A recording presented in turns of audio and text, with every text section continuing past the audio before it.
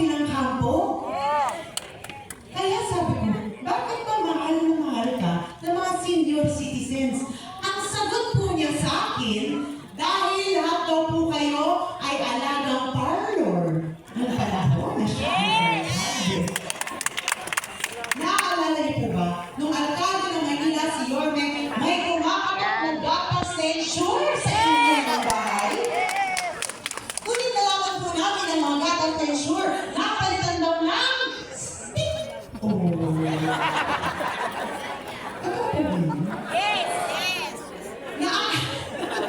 Naaalala niyo po ba, nung panahon na alkalde ng Maynila si Yorme, pinakatawa ninyo, may kumakatok ng malaking cake? Ngunit nalaman po namin na ang malaking cake naging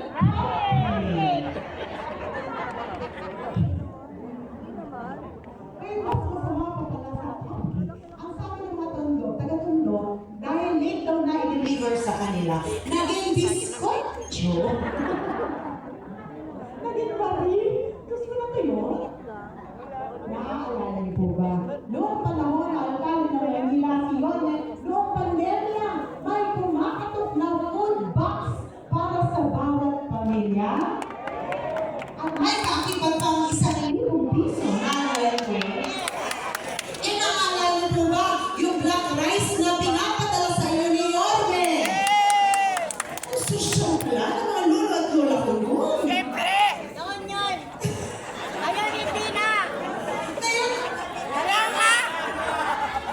naaalala niyo po ba? Noong panahon na alkalde, si Yorme ng Maynila, doon nag-umpisa ang pagbibigay ng pensyon sa inyo? Sabi ko, ngayon naiintindihan ko na kung bakit ka pinaglalaban at bakit mahal na mahal ka ng mga senior citizens.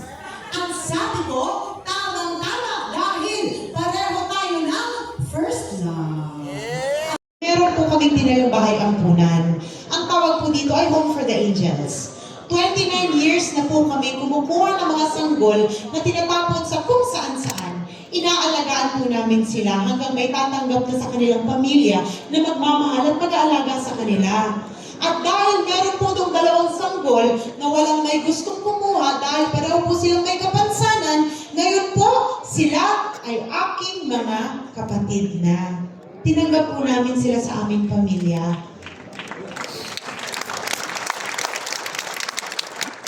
Doon ko po nakita, mahirap palang mabuhay ng may kapansanan. Lalo't-lalo na kung ikaw ay isang senior citizen at may kapansanan. Para sa akin, dapat kayo ay mas Yorme, maaaring magtrabaho ang senior citizens at ang mga PWDs dito sa Maynila. Ang akin lang naman, hindi porke kayo ay senior citizen o may kapansanan, hindi nyo na kailangan ng totoong pag-alaga ng gobyerno. Kailangan pa rin ng oportunidad dahil marami pa rin sa inyo nakikipagsapalaran pa rin sa mundo. Nung nalaman ko na ginawa ni Yorme para sa inyo, ang sabi ko, tamang-tama, pareho na naman tayo ng prioridad.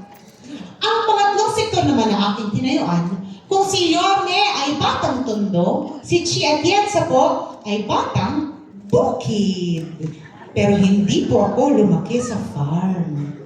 Ako po ay lumaki sa St. Andrews Field. Alam niyo po kung saan yun? San Andres. Ang galing niyo talaga. Sa San Andres Bukid, Manila. At alam niyo, marami po mga Muslim doon sa aming barangay. Dahil doon, sila po ay aking tinayuan din. Dahil sila po ay naging kaibigan ko. At nalaman ko ang kanilang mga hinaing. Tinignan ko po ang ginawa ni Yorme para sa mga Muslim dito sa Maynila at nalaman ko.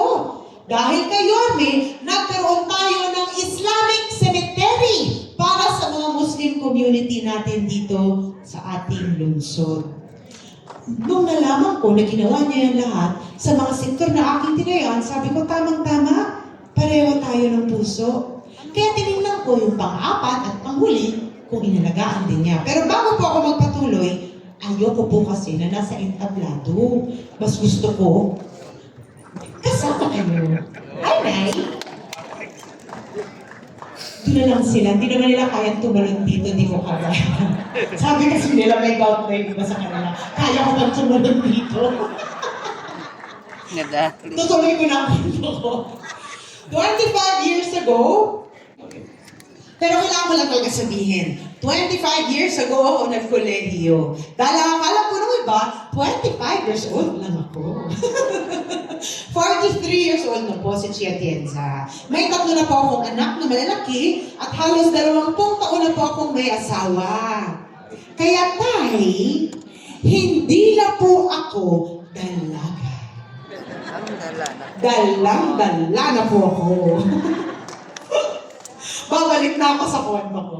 Noong ako'y nag-aaral ng kolehiyo at doon sa De La Salle University, panahon ng aking ama ay alkalde ng Maynila. Ang utos po niya sa akin, maghanap daw ng trabaho dahil hindi na raw niya ako susuportahan. At alam niyo naman po gano'ng kamahal ang tuition fee sa La Salle, tama po ba? Dahil doon, kinailangan ko maghanap ng trabaho. Buti na lang tinanggap ako ng ABS-CBN. Naging artista po ako, Nay. Kilala niyo po si Heart Evangelista? Kasabayan ko po si Heart. Ngunit si Heart, sumikat. Si Chia Atienza, hindi po sumikat. Pero okay lang, nabayaran ko naman ang tuition fee ko. At naniniwala ko, kaya ako pinadaan ng Panginoon doon para malaman ko ang kalagayan ng mga LGBTQ plus community. Dahil marami po akong naging kaibigan doon mula doon sa LGBTQ plus community. At nakita ko, meron pa rin po minsan diskriminasyon pagdating sa oportunidad para sa kanila. At dahil doon, sila rin po ay aking tinayuan. Tinignan ko po ang ginawa ni Yorme para sa LGBTQ plus community dito sa ating lungsod. At nalaman ko, pati sila, inalagaan at minahal niya. May grupo nga po siyang Bekshies of Manila. Kaya nung sabi ko, lahat na lang ng sektor na tinayuan ko, minahal mo nung ikaw ay alkalde ng Maynila, ang naisip ko tuloy, nahanap ko na yata ang soulmate ko sa public service. At dahil doon, binigay ko po ang aking matamis na... Oo. Pero sabi ko, bago akong tuluyang pumayag sa'yo, kailangan sagutin mo muna ang katanungan ko. Sabi ko sa lahat ng pwede mo namang piniling vice alkalde, ang dami pong may gusto maging vice alkalde ni Yorme, ang dami pong nag-a-apply. Pakiramdam ko nga kahit na sinong tanungin ko dito, papayag. Hi, Tay. Pag po ba tinanong kayo ni Yorme kung pwede kayo maging vice alkalde, papayag po ba kayo? Hindi na huminga si tatay. Opo! Ako talagang sabi ko, sagutin mo muna tanong ko, bakit ba ako gusto mo? Ang sagot po niya sa akin, dahil unang-una, kilala kita. Bata ka pa lang, nakapagtapos ka na ng political science major in governance. Panahon ng iyong ama ay alkalde ng Maynila. Maari ka naman pumasok sa mundo ng politika, maari naman po talaga eh. Ngunit pinili mo na maging isang misyonaryo nung ikaw ay bata pa. At nung bata ka, ginamit mo yung boses para marinig ang boses ng mga kabataan. Nung ikaw ay naging ina, isinigaw mo ang hinaing ng mga ina. At nung ikaw ay naging isang broadcast journalist, nakinig ka sa puso ng ating mga kababayan na napag-iwanan sa laylayan ng lipunan at ginamit mo ang iyong boses para marinig sila. At dahil ako rin po, ang direktora ng kababaihan ng Maynila, naniniwala po ako sa livelihood. Dahil nalulungkot po ako, nung pagpunta po namin sa inyong distrito, na makita ko na marami pa rin po sa aking mga lolo at lola nakikipagsapalaran pa rin.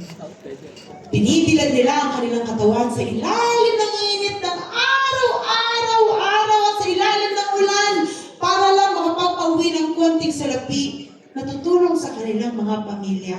Minsan, kailangan niyo pa rin gawin yun dahil kailangan niyo rin matustusan ang mga pangangailangan niyong medikal na kaya namang ibigay ng gobyerno para sa inyo.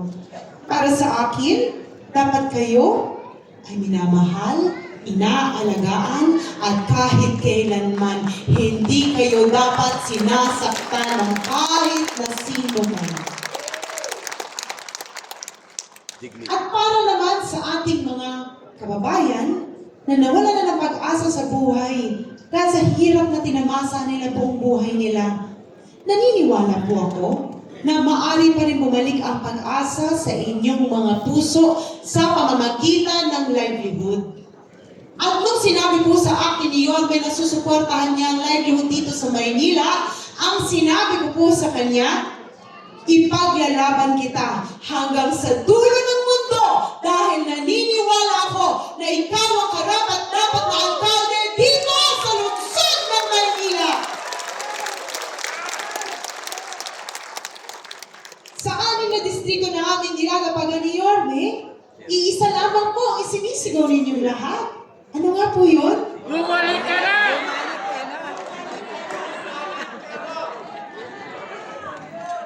Alam ko po, kaakibat ng sigaw nyo na bumalik na si Yorme dahil nagnanais at nagdadasal ang inyong mga puso na bumalik ang pagkatok ng pagmamahal ng gobyerno sa inyong mga bahay at buhay gaya ng natamasa nyo nung si Yorme ang alkalde natin dito sa ating lungsod.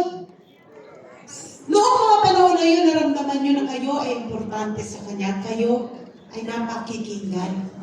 At alam niyo, tinitingnan ko ang inyong mga mata. Alam ko na nagdadasal kayo na habang narito kayo sa mundong ibabaw, maramdaman niyo na kayo pa rin ay parte ng gobyerno natin dito sa Maynila. At alam ko rin na gusto ninyo na kung lilisanin niyo ang mundong ibabaw balang araw, iiwan niyo ang inyong mga anak at inyong mga apo sa isang gobyerno na alam niyong aalagaan at mamahalin sila.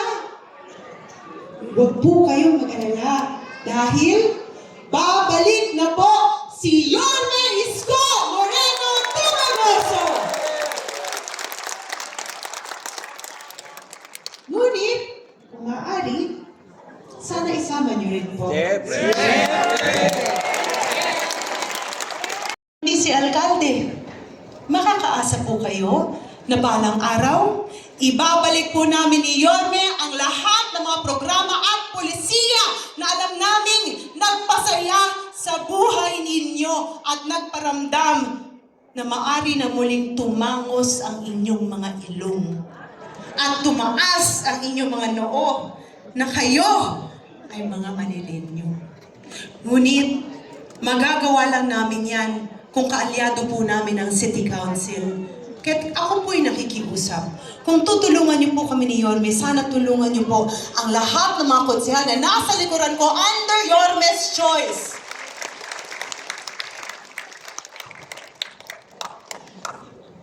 At dahil kailangan din po namin ng suporta mula sa national government, ako po'y nakikiusap.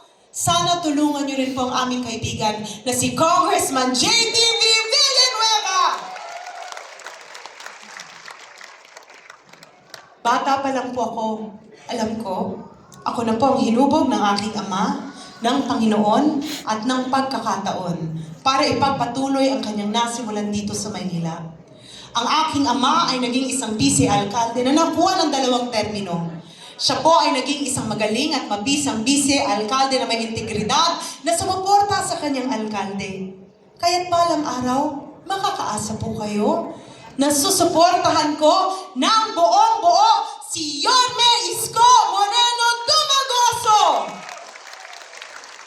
Dahil naniniwala po ako na ang pagsuporta ko kay Yorme ay pagsuporta ko sa lahat ng mga nanay, tatay, lolo at lola ko na narito ngayon. Hindi po ako umaalis sa kahit na anong lugar na hindi nag-iiwan ng alaala. Dahil baka ang maalala niyo lang po sa akin ay ang aking mukha. Na ngayon maganda pero papangit din po yan. At okay lang. Ang mukha nagbabago. Ang mukha na hindi na po dalaga, dalang-dala na po. Ang mukha kahit kailan hindi po naaasahan. Ngunit ang puso, maaari niyo pong mapanghawakan. Pwede ko po ba ipawisan niyo ang aking puso ngayong hapon? Aming mga mahal na lolo at lola, nanay at tatay, gusto ko po alam ninyo na kung balang araw, masungkit po namin ni Yorme ang korona. Ang koronang to ay hindi po pupunta sa aming ulo. Ito po ay pupunta sa ulo nyo, sa ulo ng mga anak nyo, sa ulo ng mga apo nyo, at sa ulo ng susunod na henerasyon. nandito ngayon para sa inyo at para sa Panginoon. Kaya, Manila! But first! God first! Mahal na mahal na mahal